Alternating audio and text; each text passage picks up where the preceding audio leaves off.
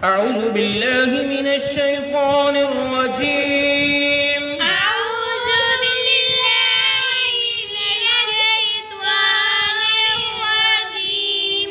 बिस्मिल्लाहिर्रहमानिर्रहीम।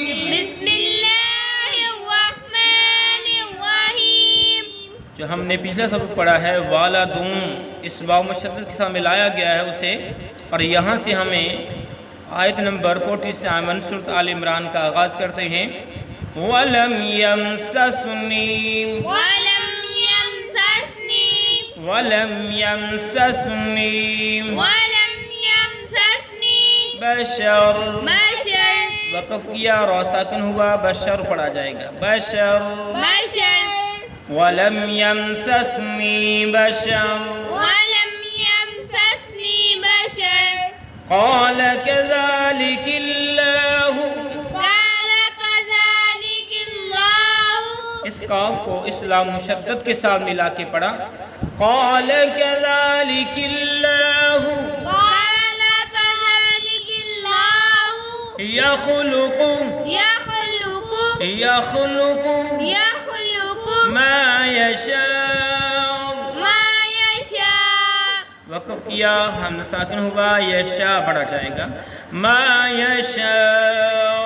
ما يشاء इज़ा क़ज़ा إذا كذا إذا قضى إذا كذا أمرا أمرا أمرا أمرا فإنما فإنما فإنما فإنما يقول له يقول له يقول له يقول له كن كن فيكون فيكون كن فيكون।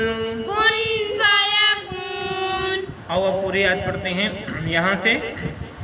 वलम यमससनी बशर ولم يمسسني بشر قال كذلك الله يخلق ما يشاء قال كذلك الله يخلق ما يشاء إذا قضى أمرا فإنما يقول له كن فيكون إذا قضى أمرا فإنما يقول له كن فيكون ولم يمسسني بشر ولم يمسسني بشر قال كذلك الله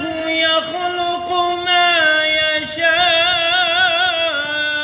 قال كذلك الله يخلق ما يشاء إذا قضى أمرا فإنما يقول له كن فيكون إذا قضى أمرا فإنما يقول له كن فيكون ये थी सूरत आल इमरान आयत नंबर 47 जो हमने पढ़ना सीखा। इंशाअल्लाह अगले सबक के अंदर इसका तर्जुमा पेश किया जाएगा। इजाज़त दीजिए, अल्लाह हाफ़िज़।